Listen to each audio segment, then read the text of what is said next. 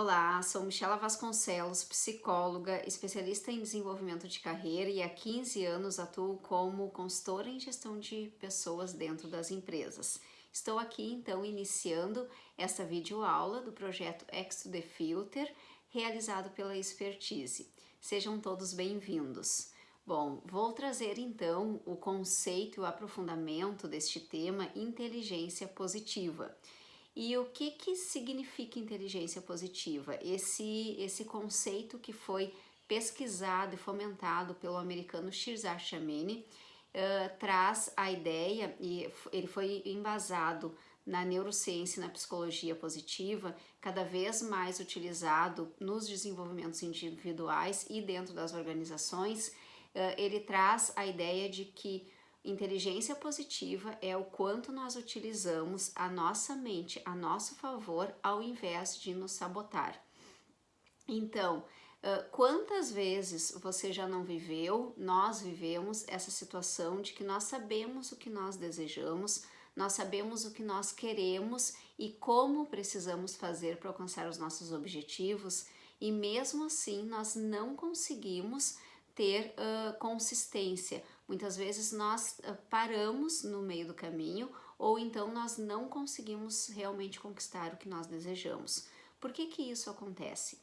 Ou então, outro exemplo, por que em situações difíceis, pessoas, empresas, elas conseguem prosperar, conseguem enfrentar as dificuldades e ainda prosperar, enquanto que outras sucumbem às dificuldades? Por que isso acontece? A explicação é que nós não sabemos utilizar a nossa mente a nosso favor. E segundo a pesquisa realizada pelo autor, ele traz que 80% das pessoas não conseguem utilizar a mente a seu favor, enquanto que 20% conseguem e elas conseguem ter uma vida muito mais plena, porque elas conseguem conquistar aquilo que desejam com leveza, com tranquilidade e por isso, utilizam porque conseguiram entender como fazer isso. Então, nós vamos falar nessa videoaula sobre esses aspectos, sobre o que é um coeficiente de positividade, o que são os sabotadores, e entender como fazer isso, compreender e como mudar, fazer essa mudança aí tão importante nesse momento. Se diz, dentro desse conceito, se diz que, por exemplo, o QI e o QE, que é a inteligência emocional, eles fazem a pessoa alcançar o seu potencial. E o coeficiente de positividade é o que vai dizer o quanto nós vamos usar aquele nosso potencial.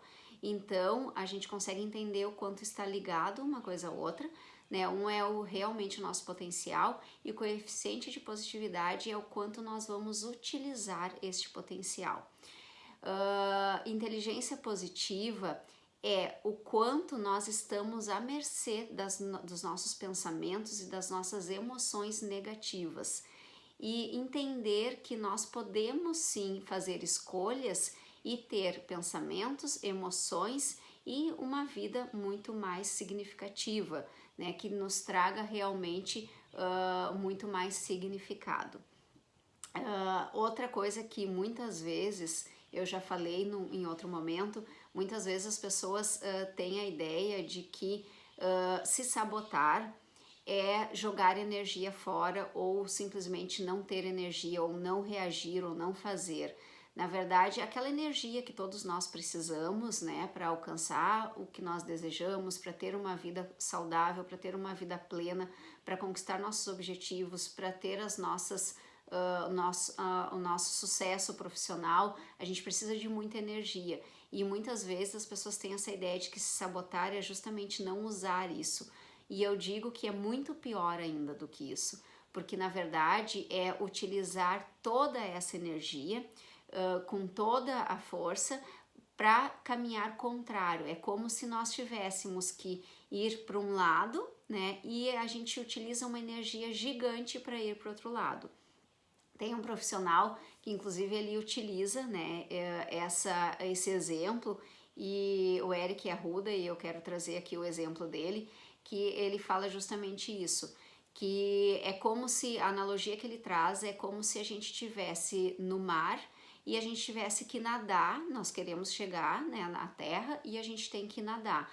Em vez de nós utilizarmos a nossa força, né, para dar as braçadas e chegar até a terra, nós vamos para o fundo. A gente nada, a gente usa toda a nossa energia, toda a nossa força para ir no fundo. Quando chega lá, a gente tem que usar mais energia ainda para voltar para conseguir respirar. Então, olha que o quanto isso é prejudicial. A gente acaba se desgastando demais e, na verdade, fazendo um processo totalmente contrário àquilo que nós desejamos. Então, entender isso é fundamental para a gente realmente ir em busca daquilo que faça mais sentido para nós.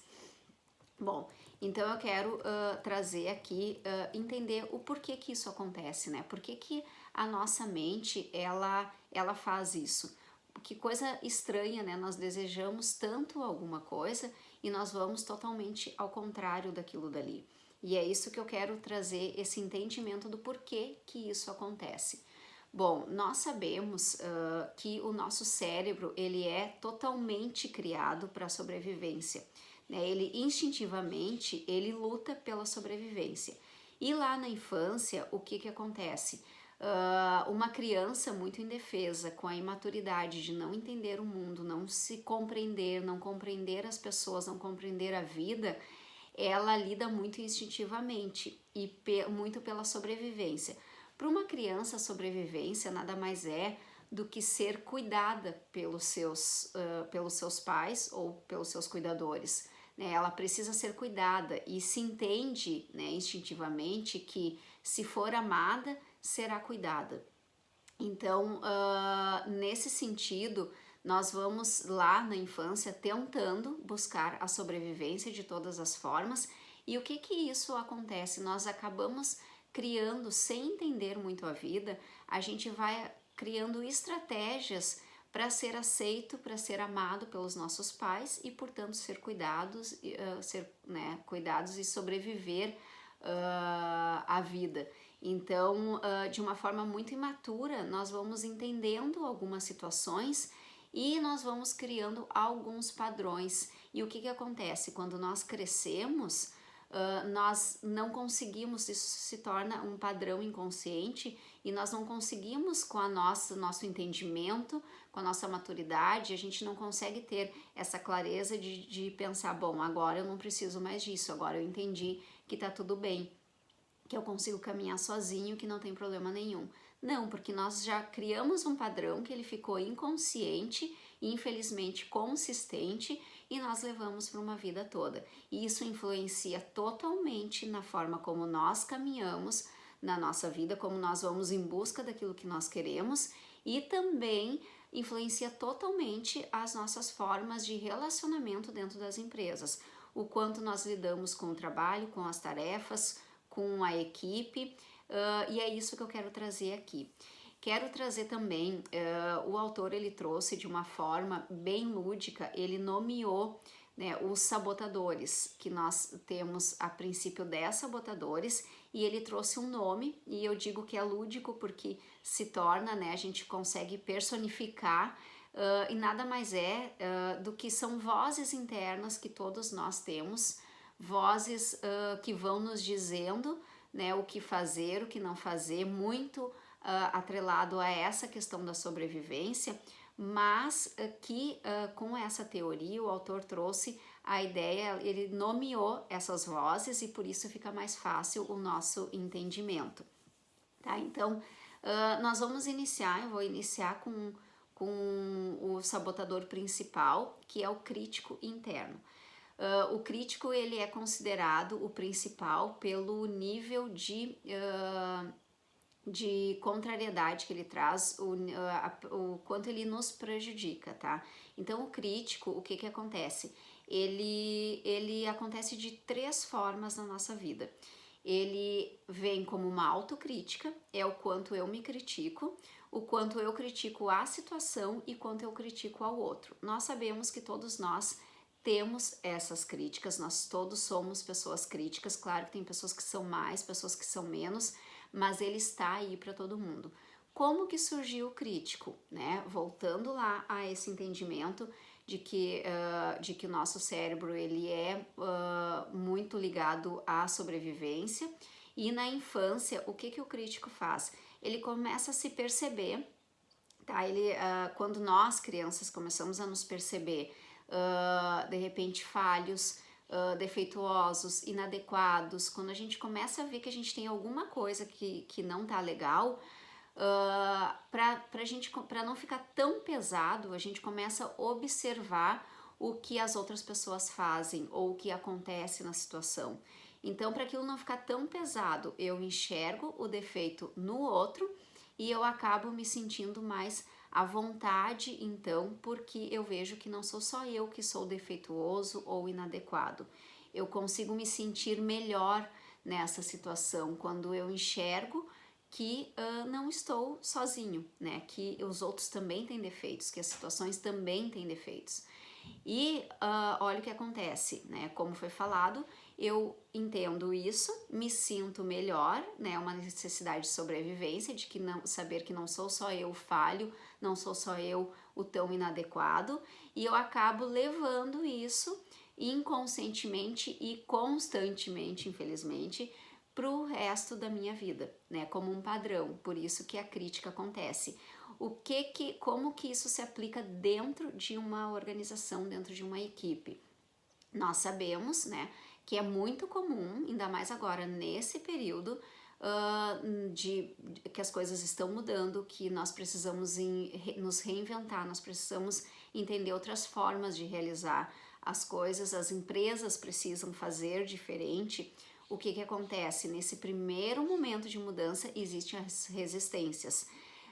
E sempre isso acontece, né? Quando a equipe precisa alcançar objetivos, né? Entender uma forma de fazer diferente, sempre vai acontecer as resistências. As pessoas que vão olhar, vão criticar a situação, vão criticar a sua própria empresa, vão criticar o seu líder, vão criticar a si mesmo, não vão se sentir capazes de fazer aquilo dali.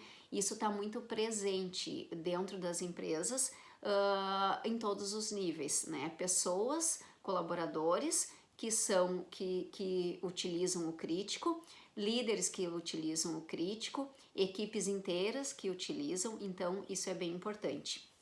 Bom, se diz que o crítico ele utiliza mais 9 sabotadores como ferramentas para lhe auxiliar, né?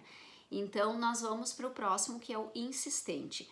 O que é o insistente? O insistente é aquela pessoa que ela necessita de perfeição. Ela coloca uma necessidade, um grau muito elevado nesse quesito perfeição. Ela é muito perfeccionista, a palavra insistente vem disso, ela insiste em fazer o melhor sempre.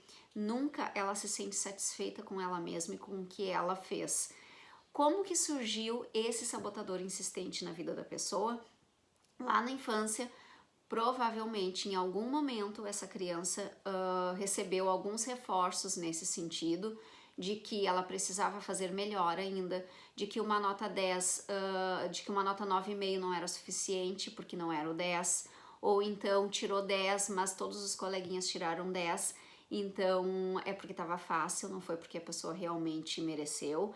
E aí ela vai tendo esses reforços, essas vozes dos pais ou dos professores ou de alguém, e se aquilo faz muito sentido, ela começa a entender que ela precisa fazer sempre melhor, sempre melhor. E ela leva para o resto da vida dela este padrão de se exigir, de fazer sempre mais. E isso fica incansável.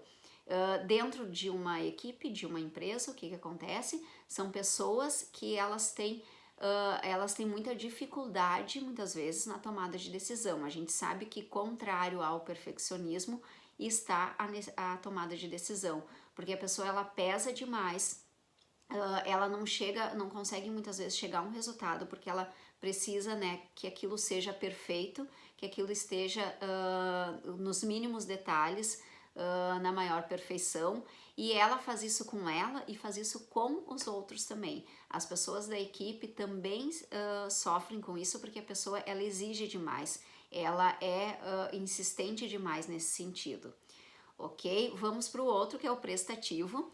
Tá? O prestativo é aquele que em algum momento lá da infância entendeu que fazendo bem para os outros, ele iria conseguir, iria conseguir a aceitação dos pais e o amor dos pais. O exemplo típico é quando a criança faz alguma coisa boa, né, cuida do irmãozinho, faz alguma coisa pro tio, faz qualquer coisa, ela escuta, né, aquelas vozes, o pai ou a mãe elogiando. Ai, que bom, como ele é querido, como ele é amoroso, como ele é atencioso. São reforços positivos que, de certa forma, são bons, né? Todos os pais acabam em algum momento fazendo. E só que dependendo do entendimento da criança, ela vai pegar aquilo dali e vai clicar uma luzinha lá e vai pensar, bom, se eu for bonzinho, eu vou ser amado pelos meus pais, eu vou ser elogiado, eu vou ser aceito e por isso amado pelos meus pais. E o que essa criança faz leva para o resto da vida esse comportamento de sempre fazer pelo outro, de estar sempre servindo ao outro, fazendo pelo outro, porque assim ele vai ser aceito pelo meio dele, assim ele vai ser reconhecido e amado, então tá tudo bem. E como que se aplica dentro de uma empresa? Isso é muito comum. As pessoas prestativas que têm esse sabotador prestativo, elas acabam se voltando muito, fazendo muito pro outro, né? Chega no final do dia, são aquelas pessoas que chegam no final do dia, elas trabalharam um monte, fizeram muito por todo mundo, só que elas trabalharam com o checklist dos outros e não com delas. Aí quando ela pega no final do dia a sua agenda, o seu checklist, tá lá um monte de tarefas que ela não fez, que ela não cumpriu, mas que estão na agenda dela, que são das atribuições do cargo dela. Mas ela se ocupou o dia inteiro, às vezes uma grande parte, fazendo o dos outros, auxiliando os outros. Então, a gente sabe o quanto isso é prejudicial. O hipervigilante, que é o outro, o hipervigilante é aquela pessoa que ela é muito ansiosa, ela está muito preocupada com o que pode acontecer. Isso em termos pessoais acontece muito das pessoas desenvolverem, inclusive, a ansiedade, né, por medo do que pode acontecer, por medo dos perigos, dos riscos que podem acontecer. Como que surgiu o hipervigilante para essa pessoa, como esse sabotador surgiu? Foi em algum momento, se a pessoa viveu perdas, ambientes estressantes, ela entendeu que ela precisava estar atenta para ela se prevenir dos riscos que aconteciam, né, que poderiam acontecer. E ela leva o padrão, né, como todos, leva o padrão para o resto da vida e acaba se tornando sempre uma pessoa muito atenta, muito preocupada com o que pode acontecer. O problema disso é que a pessoa está sempre tensa, está sempre pesada, está sempre, infelizmente, com foco no negativo e ela traz isso para a equipe, ela transmite isso e a equipe também acaba sofrendo com isso. O controlador, né? O controlador em algum momento, esse sabotador veio porque lá na infância, de alguma forma, essa pessoa ela precisou dar conta, ela entendeu que ela precisava dar conta sozinha de algumas coisas, ela precisou controlar a vida dela, ela precisou dar conta sozinha, vamos dizer, até das tarefas de aula lá na infância, da sua vida, das suas emoções, ela precisou estar no controle. E o que faz? Leva para a vida. Essas pessoas, elas acabam se sentindo muito na necessidade de estar no controle, por isso, dentro do ambiente corporativo e dentro das equipes, essa pessoa não consegue delegar. Quando delega, ela fica muito em cima, porque ela tem essa crença, essa verdade muito forte para ela, de que ela precisa estar ali dando conta de tudo e de todos, porque senão não vai dar certo. O que acontece? Equipes super desgastadas, pessoas cansadas, esgotadas, porque vem várias outras questões aí junto com o controle, né? Vem a pessoa que controla, ela não reconhece o trabalho do outro, ela desmerece sem, às vezes, perceber, às vezes consciente, às vezes inconsciente, de que o outro não faz certo, ela traz muito isso e ela traz uma pressão muito grande. E isso se torna muito pesado, isso desgasta, isso acaba fazendo com que as pessoas não se motivem e essa pessoa, principalmente se é um líder, essa pessoa ela acaba não conseguindo engajar a sua equipe, porque ela no início ela faz os outros realizarem muito pela pressão, né? A gente sabe que daí entra até um pouco do conceito de liderança aqui, a gente sabe a questão da liderança, o quanto o líder tem que ser um líder inspirador e não um chefe, e daí o controlador ele tá muito nesse papel aí do chefe, mas também em outras pessoas que não necessariamente ocupam um cargo de liderança, mas elas de alguma forma elas trazem esse peso e essa necessidade do controle para a equipe. Bom, o esquivo.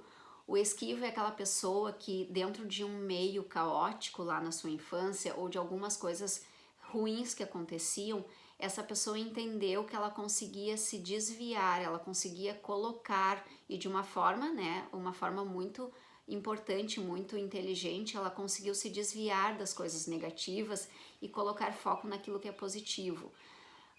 Então esse sabotador ele traz muito essa ideia, a pessoa acaba se esquivando daquilo que não é favorável, aquilo que traz sentimentos ruins. Então geralmente são as pessoas que não confrontam, elas não vão muito para ação, elas procrastinam porque elas entendem, e isso é inconsciente, óbvio, mas de alguma forma elas entendem que precisam olhar para o positivo. Elas olhando, fazendo, realizando, indo, confrontando alguém, fazendo alguma coisa, isso pode trazer muito essa sensação de coisas negativas, de confronto, de briga, de coisas que não são prazerosas. E o esquivo ele cria essa mentalidade muito voltada para o que é prazeroso e acaba procrastinando muito, acaba não realizando, não indo para o resultado que precisa, não indo para ação, para tomada de decisão, muitas vezes porque ele precisa focar naquilo que é positivo. O hiperrealizador é aquela pessoa que ela precisa muito estar fazendo, estar realizando, estar conquistando. Ela entendeu durante a vida dela que ela não, na verdade, ela só reconhece o seu valor através das suas conquistas, através dos seus feitos. É uma pessoa que tem muita dificuldade de não realizar, de não fazer. É uma pessoa que tem dificuldade de aproveitar o ócio, de desfrutar do prazer, das coisas boas, do descanso, porque ela não se percebe, ela não se sente, ela não sente valor nem nela nem nos outros daquelas pessoas que não realizam. Então, para ela ter valor é a mesma coisa que realizar. Então, se eu não tenho um cargo de gestão, se eu não sou um bom profissional na minha área, eu tenho que ser, porque se eu não sou, eu não tenho, é como se eu não tivesse valor. É como se a única coisa que importasse fosse isso. O que acontece? É o workaholic, né, que nós conhecemos, e isso a gente sabe que muitos de nós vivem esse sabotador. Nós precisamos estar sempre, né, fazendo, realizando, conquistando, fazendo o melhor para a gente entender o nosso valor. Qual é o problema? Dentro da organização, às vezes, esse sabotador ele é muito bem visto, porque é aquela pessoa que se doa demais, é aquela pessoa que se tiver que ficar até as 10 horas da noite dentro da empresa, ela vai ficar, porque a vida dela é aquilo dali. Mas qual é o problema? Essa pessoa ela não faz isso, óbvio, né? Por toda essa carga, ela não faz isso com leveza, isso vem com uma carga muito forte. E ela desequilibra os outros papéis da sua vida. Em algum momento, isso vai trazer um prejuízo para ela e, inclusivamente, para a empresa. Tá? Isso acontece porque ela não consegue equilibrar, ela não consegue dar o valor, porque tudo aquilo que for distração, que vai tirar ela daquele papel de conquista, de realizador, de fazer as coisas acontecerem, de ser o melhor profissional, de ser muito bom, em tudo, o que desvia como sentimentos, relacionamentos, qualquer coisa que for fora isso, vai distrair ela e vai tirar ela disso. E tudo que ela quer é enxergar o seu próprio valor, e o valor para ela está totalmente condicionado a estar realizando, a estar conquistando. E uma hora isso vai pesar demais para ela, e isso vai pesar para a equipe. O outro é a vítima. A vítima é a pessoa que lá na infância entendeu que ela precisa estar num papel de vítima. Ela conseguiu amor e aceitação no momento que ela estava fragilizada, que ela conseguiu mostrar isso. E o que ela faz, né? O exemplo que eu falei lá de acender a luzinha. Em algum momento que ela tinha dúvida, né, de se ela era amada, se ela era aceita, em algum momento ela estava fragilizada, ela estava ou chorona, ou com uma gripezinha, ou qualquer coisa nesse sentido, ela foi cuidada, ela foi acarinhada pelos pais, ou por amigos, né? E ela ligou a luzinha e entendeu, ó, se eu estiver assim, toda vez que eu estou assim, eu sou cuidada pelos meus pais, eu recebo a atenção dos meus pais e por isso eu sou amada. Então ela carrega para o resto da vida dela este padrão de se colocar em situações em que ela se fragiliza, em que ela utiliza muito da emoção para se colocar. É totalmente inconsciente, né? Tudo isso aqui que nós estamos falando, as pessoas não têm clareza, é por isso que nós estamos aqui falando sobre isso, mas ela traz esse papel para a vida dela e dentro das equipes, dentro das empresas também ela vai fazer isso. Ela vai trazer, ela vai reclamar da empresa, da situação em si, ela vai reclamar do seu superior, ela vai reclamar do colega, sempre que eles estão lhe prejudicando, eles estão fazendo isso e desta forma ela consegue atenção e assim ela leva, né, para o restante da vida dela. Qual é o problema? É que a vítima ela não se coloca num papel de responsabilidade, né? A vítima nunca é responsável. E nós precisamos, dentro das nossas empresas, dentro das nossas equipes, pessoas com essa competência, vamos dizer, de autorresponsabilidade, se colocar como responsável daquela situação, por mais adversa que seja a situação. E o último é o hiperracional. O hiperracional é aquela pessoa que em algum momento lá da infância ele entendeu que emoção trazia prejuízo, que ser emocional, que olhar para as emoções não lhe trazia benefícios, que ele sendo racional, sim, ele conseguia lidar com as situações, ele conseguia atenção, ele conseguia ser reconhecido, elogiado, e ele entendeu então que ser racional era importante e trouxe isso, né, para a vida. E o que é a racionalidade? É negligenciar qualquer sentimento e emoção. E olha o quanto isso é perigoso hoje, nesse momento em que estamos vivendo, em que se diz que cada vez mais nós precisamos, né, dentro das empresas, a gente ter esse cuidado, a empatia, o olhar para o outro, o ter a percepção do quanto o outro de repente está sofrendo ou quanto o outro não está sabendo lidar com alguma situação. O racional ele negligencia tudo isso, ele foca nas coisas racionais, naquilo que tem que ser feito e pronto. E este é o grande problema dentro de uma equipe.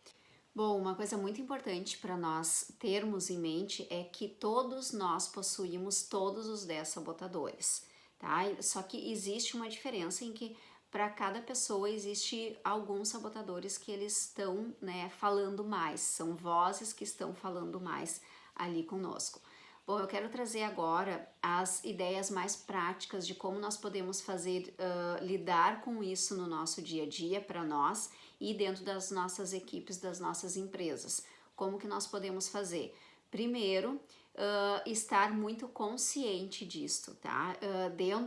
Eu vou trazer o link que vocês vão poder acessar e quem já não, né, fez, mas vai ter essa oportunidade de clicar, fazer o testezinho e entender primeiro qual o seu coeficiente de positividade e depois quais a porcentagem de cada um dos sabotadores que estão na sua vida, e ter essa consciência de que isso são vozes dos nossos sabotadores e não a voz da nossa pessoa que tem essa capacidade imensa de criar, de fazer o melhor, de utilizarmos o melhor de nós, chegarmos ao nosso máximo potencial.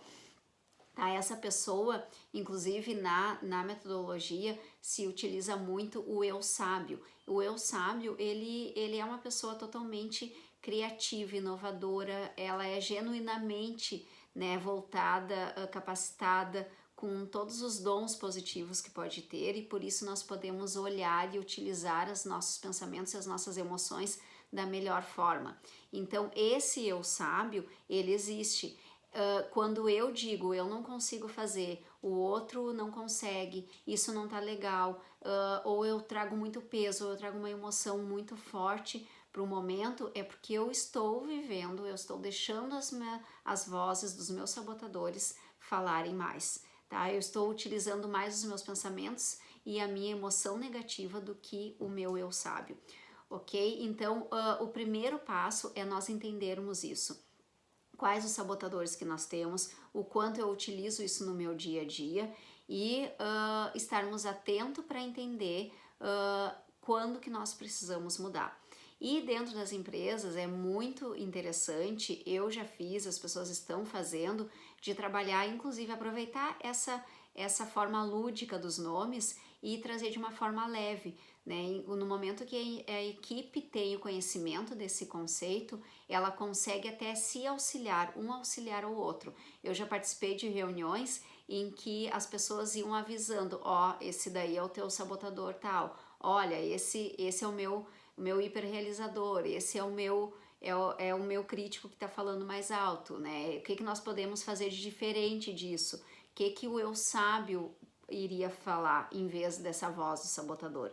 Então, essa é uma técnica simples, leve, mas que traz uma mudança muito grande de consciência daquele momento e do quanto a gente está utilizando a mente a favor ou contra nós mesmos e os nossos projetos dentro da empresa. Qual é o outro ponto importante? É a gente reforçar o nosso sábio, tá? E como que nós vamos reforçar? O primeiro ponto importante é nós fortalecermos a nossa capacidade de empatia. Por que empatia? Porque empatia ele cabe ao eu sábio. A empatia ela está muito ligada à compaixão, ao quanto eu consigo perdoar, ao quanto eu consigo entender o outro, compreender o outro realmente com carinho, com compaixão. E quando eu utilizo isso, quando eu foco isso, eu fortaleço esse meu eu sábio e eu diminuo as vozes do meu crítico. Não tem como nós termos compaixão ao mesmo tempo que sentimentos negativos. Nós não conseguimos ter o mesmo sentimento ao mesmo tempo.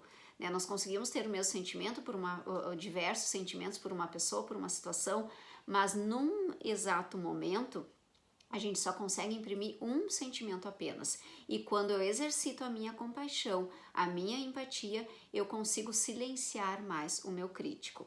Tá? Claro que tem muitas vozes que vão vir no sentido de, mas eu tenho dentro de uma equipe, eu tenho que me posicionar, eu tenho que ser mais direto, eu tenho que ser mais duro em alguns momentos. Ok, mas isso não tem a ver com ser crítico, com utilizar os sabotadores. Tá? Vamos cuidar com essas diferenças. A outra questão é a gente explorar mais, né?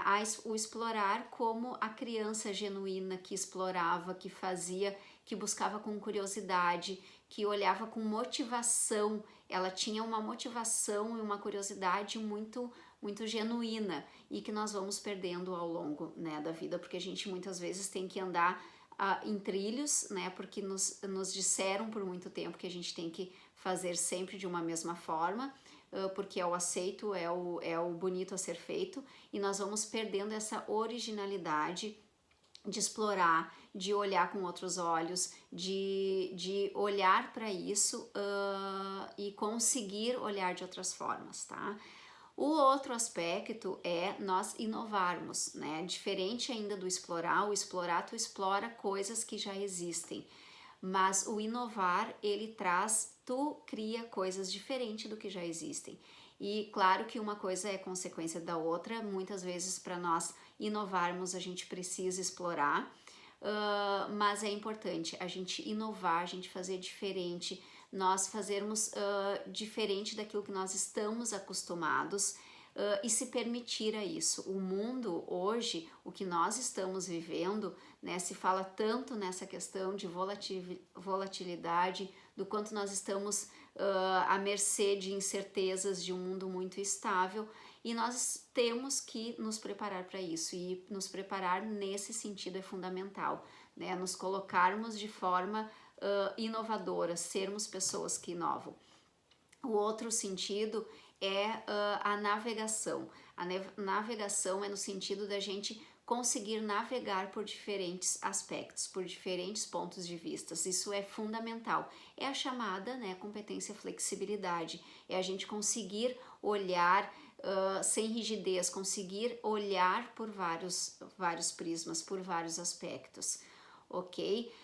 E um outro exercício que é simples, mas muito importante e que eu trago muito dentro das empresas é essa questão de quando existe uma situação muito difícil, um grande desafio para a equipe, para a empresa, para uma pessoa, é trazer esse conceito, essa metáfora. O que isto, quais os 3 presentes que essa situação, mesmo sendo difícil, está me proporcionando?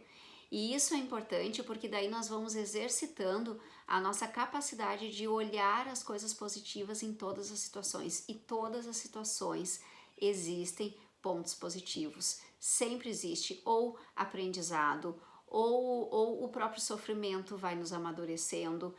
Sempre tem algo positivo. Então, dentro das equipes, se as pessoas puderem fazer esta pergunta, ou até na nossa vida pessoal, né, de trazer quais os 3 presentes que eu estou tendo com essa situação. É uma situação difícil, a princípio parece muito difícil lidar com isso, ou enfrentar esse desafio, mas é fundamental a gente tentar focar nesses 3 pontos positivos. Que dádivas, que presentes eu estou recebendo com essa dificuldade que está me apresentando na minha vida, ok? Então, essas são os principais olhares frente a isso, para nós conseguirmos utilizar a nossa mente, os nossos sentimentos, os nossos pensamentos a nosso favor e não contra a nós e a nossa equipe e a nossa empresa. Então, convido a vocês a olharem lá, vocês já se cadastraram no site do projeto, e lá vão ter materiais, vão ter os links para os testes. Eu agradeço muito, né, o interesse de vocês pelo assunto e estou à disposição. Muito obrigada!